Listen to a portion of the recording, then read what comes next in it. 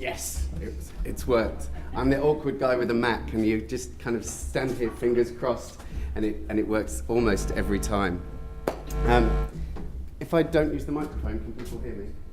Great, because Kylie's just said we shouldn't sit down. Earlier the lady was talking about the problems of a lot of us being very sedentary and sitting down a lot. So, who plays the Global Corporate Challenge? Any organisations? So I've got my pedometer on. I've had it on since Friday last week, and it counts up in time how many steps I do. And today, because I've been sat outside all day, I've only done 982 steps since I jumped on my motorbike and came here this morning. And we're meant to do 10,000 a day. Right, so if I start pacing up and down during the presentation, you know why. So, here to talk about RedBalloon and engagement. Just to show of hands, do people in the room know who RedBalloon are? Anybody been on a RedBalloon experience? Yeah? Awesome. I'm just going to play a video for those of you that didn't put your hand up, and it should be a little bit of fun for the others. We'll know when we've caused a happiness revolution, when, fingers crossed, by 2020, 5 million people in Australia and New Zealand have been on one of our experiences or received one of our gifts.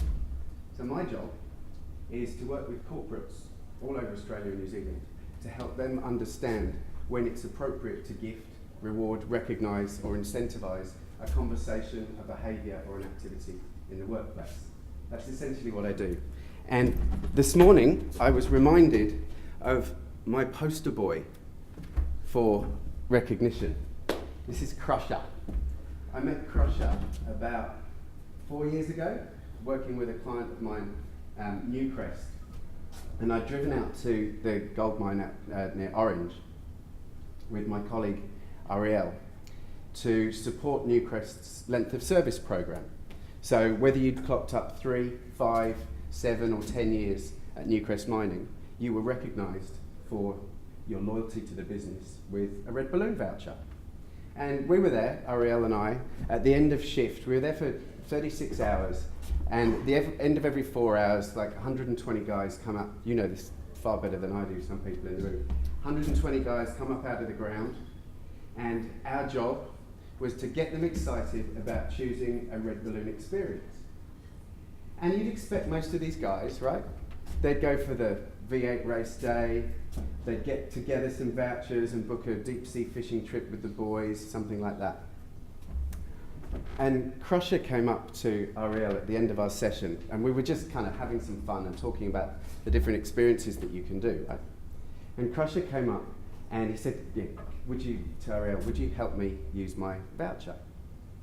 And so Crusher digs up rock all day and puts it on these big trucks and disappears off.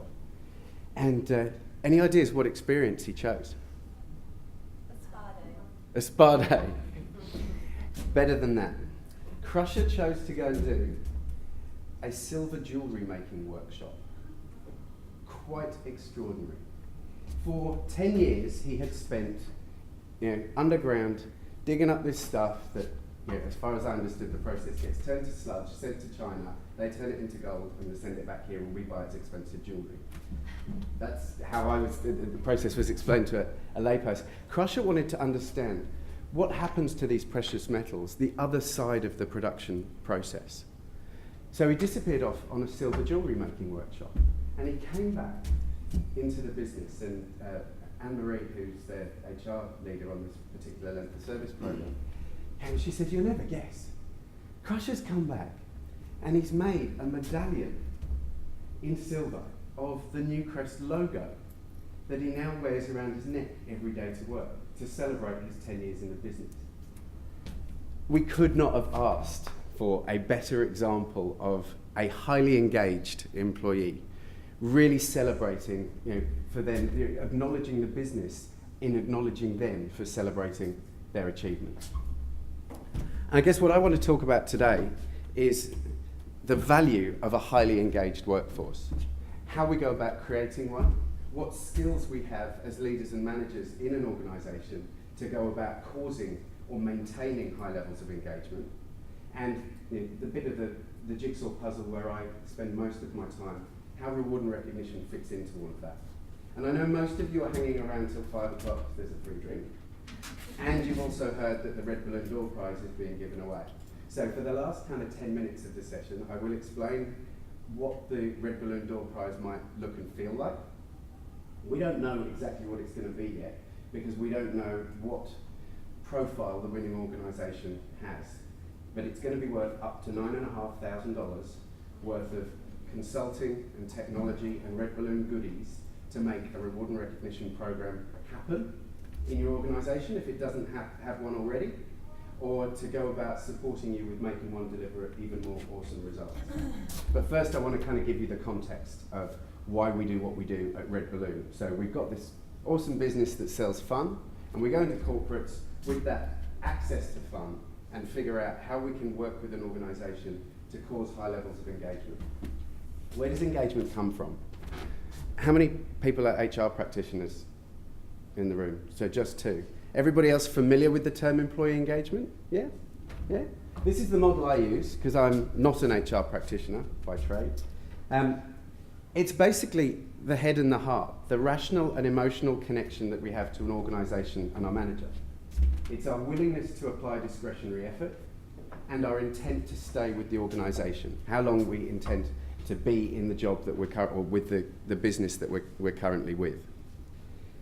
So by my reckoning, most people rock up on their first day at work and they're a true believer. They are highly engaged. Now, even on a real base level, you're going to be highly engaged. You just started in a new job, you want to get through your probationary period. So your willingness to apply discretionary effort and look good is going to be pretty high.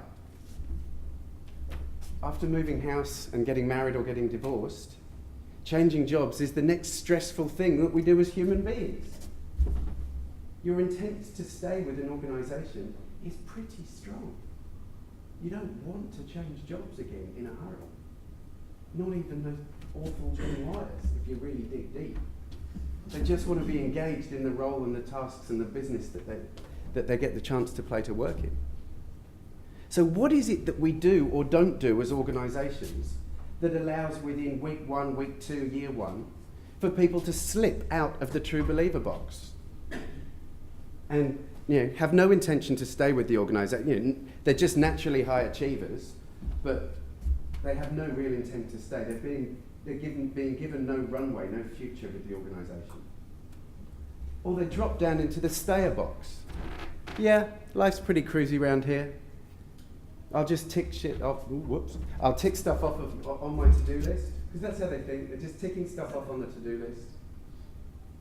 But why should I go above and beyond? Why should I apply discretionary effort? Why should I work magic into every interaction with an internal or an external customer where I get the opportunity to? So, what do you think causes engagement? What things can a business do apart from pay somebody a heap of money? To have us connect, to have us want to apply the magic. We can inspire them. We can inspire them. How might we inspire someone? By setting a fine example, by showing where they fit the organisation, how our organisation fits into the world, those sorts of things. Yeah, perfect. So an organisation's purpose, for instance, would be quite high on that agenda. Any other ideas? This is not TV. Recognition. Recognition. Yeah, awesome. Did I plant you? So, in the interest of time today, we've been doing a heap of research over the last few years at RedBalloon. That might be a bit blurry for you. We've been doing a heap of research over the last few years at RedBalloon. It's a piece of work called engagement capability that we do with a leadership development and coaching firm called Altus Q. We now have data on over 3,000 organisations across Australia and New Zealand as to what skills they have at their disposal and how deep those skills go in the organisation to impact engagement. And part of my time at RedBalloon working with clients is to support organisations to have their leaders understand the engagement opportunity. So where their skills currently are and how their skills as leaders, as an organisation might be developed to better impact an engagement outcome, to have people remain in the true believer box for as long as possible with their organisation. I'm not going to go too deep in the research today because I've only got half an hour and we want to get to the good stuff. But effectively, we have a tool for working with an organisation to grade their engagement capability. We've got 3,000 organisations that we can then benchmark them against and offer up what we call the engagement gap. You know, these are the things that you could focus on in your organisation to improve your engagement outcomes. And what we found, so just as a quick look on the tool, we won't go, as I say, into too much detail today, but on the tool, so there are 20 levers, 20 skills that we look at, and we grade each of those 1 to 5 with a leadership team in an organisation. The most engaged, the highly performing organisations that we've looked at score an average of 73 out of 100 on the engagement capability matrix, if you like. Now, happy to have a conversation over a drink with people about how you might take away this tool and work with your own leaders and managers to help them better understand how they can impact engagement in the organisation. But for 3 years, culture has come up as the number one skill or capability in an organisation to impact engagement. It is not how much you pay people. It is not how well you structure your organisation. It is not how amazing your systems and processes are, or what your training and development program looks like. It is, are your managers, are your people leaders in the organisation truly responsible for culture? And what we've found is that those organisations that have a high level of accountability and capability in the area of culture, the most common characteristic that they share is that the values in the organisation are really strong. They are shared and driven deep in the organisation. They are not necessarily the names of the meeting rooms. That people do not need to wander around with lanyards with the 5 values written out on the back. You ask somebody in a corridor or on a site what the values are, and they can recite them. They can give you examples of behaviours that have gone on in their world recently that align to those specific values. They get what it means to be an employee that looks like this round here. How do they do it? They adopt these rituals and practices, these weird things that go on in an organisation that allow storytelling around values. And their values take on an identity of their own. So culture's number 1. Reward and recognition, thank you, is the 4th highest ranking out of 20 in terms of the skills or the skills and the capabilities that organisations have to drive high levels of engagement. And one of the things that we do at RedBalloon with the work that we do is to use reward and recognition to drive home the values by creating rituals and practices that celebrate them in the organisation. Basically, allowing people to tell stories about the good stuff. And when people tell stories, they get acknowledged for living the values and for sharing the stories. And then people get aligned. Our last speaker was talking about people that don't adhere to safety practices or compliance in an organisation. They are highly disengaged employees. They have opted out of what it takes to be a highly effective individual around here. Yeah? What would happen if we could have them move back into the true believer box and really be connected to the organisation? So, we do another piece of research, and it's available as a download on our website. When we look at what organisations are currently achieving in the reward and recognition space, we asked over 4,000 employees across Australia.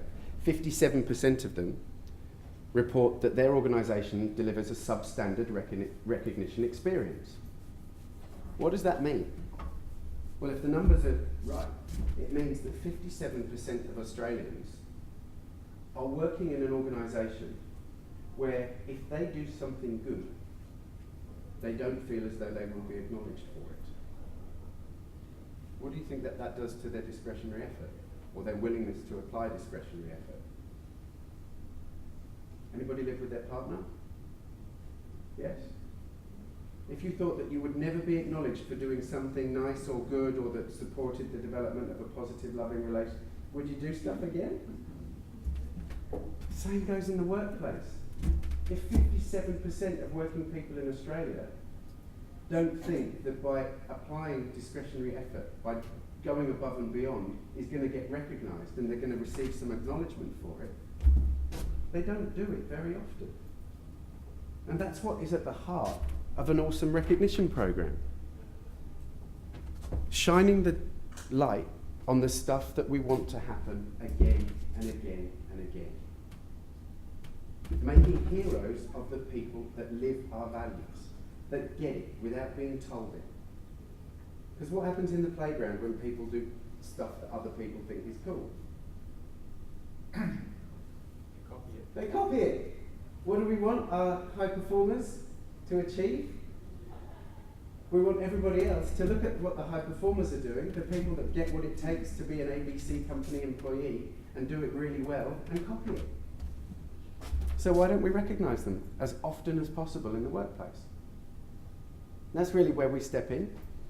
Now, RedBalloon product, the fun stuff, is one way that you can choose to recognise your people. And it's got a double whammy effect, because we give people the opportunity to go and do an experience, right? Whether it's Crusher and his silver jewellery making workshop, whether it's I was in the Yarra Valley a couple of weekends ago spending some of my points for being a good little red ballooner, and I went kayaking and caving all day. Or my favourite experience over the last 6 years has been a cheese making workshop. Get to throw yourself out of a plane if that's what you want to do, or go and learn to make pasta. But what happens when you give people an experience as part of their recognition program? You've got two stories that they can now tell. Not just the story about why they got recognised, but the story about what they chose to do with their reward as well. And people love to brag. So let's give our people as many stories as they possibly can, as many opportunities to share with other people in the organisation what looks good around here and how you get recognised if you do something great. So, here's what's going to make up this $9,500 prize that we're going to give away. At the core of what RedBalloon does, and they come in these beautiful red gift wallets with magnets, and you can personalise them with logos and messages and all that kind of stuff. The core of what we do is a gift voucher. Crusher gets to jump on the website and choose from 2,800 and something experiences about what he might want to do. He can do something on his own. He wasn't clearly going to take any of his mates on the silver jewellery making. Can you imagine? Hey, in the pub. Let's go and do a silver jewellery making workshop on Saturday afternoon. No. Yes, so some people choose to do it on their own. Some people choose to use their vouchers and go off and do something with their mates from work. And some people choose to share them with their family or friends, and actually take some time out and go and do something really fun with each other. So at the core of what we do is this opportunity to go and do an experience. But we've got some other cool stuff as well. We've got big red toolkits. And red isn't about RedBalloon anymore. Red stands for Recognise Every Day. And the toolkit is stuffed full of the things that we would hope our managers do as often as they possibly can. Recognise their people. Say thank you. We make no apologies that on the outside of the box, the stalks on the cherry are in the shape of a heart. We want our managers to love our people. We want them to be in a position where when somebody does something good, they stop feeling really awkward about writing them a note, about saying thank you. It's not about the dollar value of reward that we're handing out every time. It's about allowing our people the opportunity to acknowledge each other and connect with each other as human beings. Yeah? We crave acknowledgement, and we don't get enough of it in the workplace. 57% of organisations in Australia are providing a substandard recognition experience. So we've got the tools to help managers do this more often, so there's no excuse. The Rolls Royce of what we do at RedBalloon is a points-based approach to recognition. What this means is even better than the toolkits. Points means that the frequency of recognition can be exploded. This program is an example of one of the pieces of the technology that we do. But we launched a program about 14 months ago with BT Financial. It's about 4,500, 4,700 people, something like that. They have just clicked over 30,000 instances of recognition in their organisation in 14 months. Yeah? It has shifted their awareness of the contribution they make to each other in the organisation. Now you walk around and people have, the pods across BT, you walk around and people have printed out their proof and it's all stuck up. This is the acknowledgement that so-and-so gave me for helping on this project. This is, it's taken over the organisation. Now we went on this development process with them where we ran all sorts of workshops and activities to have the employees actually design the program and figure out how it's going to work. And Dawn in Perth named the program, she called it AIR, Achieve, Inspire, Recognise. Awesome name. But now when you walk around BT's offices, they do high five with each other, but they don't join hands because they want Achieve, Inspire and Recognise to be in the space. We didn't create this, we didn't go, it's taken on a life of its own. That's what's given those 4,500 people the impetus to recognise each other 30,000 times in 14 months. It's pretty cool stuff. So, we've got 6 minutes left according to this. This is it. This is what the yellow piece of paper is for. It is this simple. The biggest impact that an awesome, award-winning, we will help you to do that, recognition program will have on my business is. Just tell us. And if you don't have a business card to staple to it, and my colleague, the other James and Kai are over there, they put a staple to it, then make sure you've written on the back name, business, mobile and email. The biggest impact that an awesome award-winning recognition program will have on my business is. That's all we want to know. And this reasonably confidential. This can be completely confidential, yeah. Just hand them into Gilbo and James on the way out. I mean long term. Long-term, you have my absolute commitment.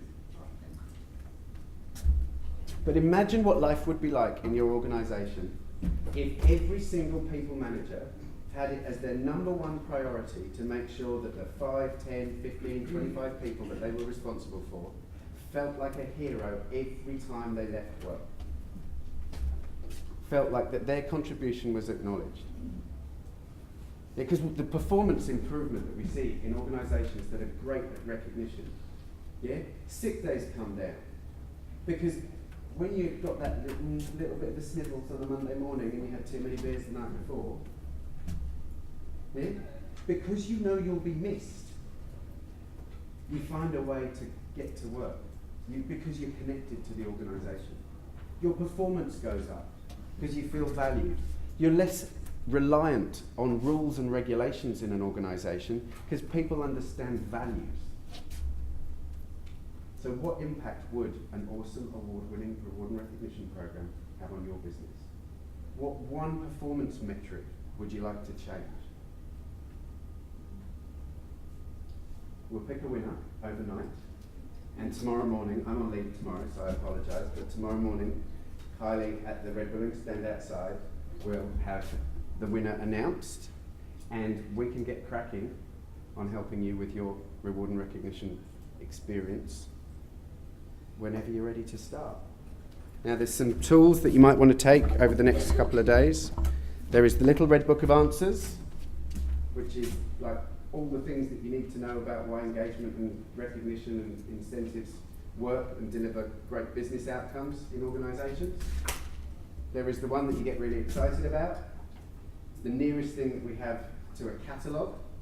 Like, we can't produce a piece of paper that has 2,800 experiences listed in it because we have so many all the time. But this is an example of the kind of stuff that your people might be able to access.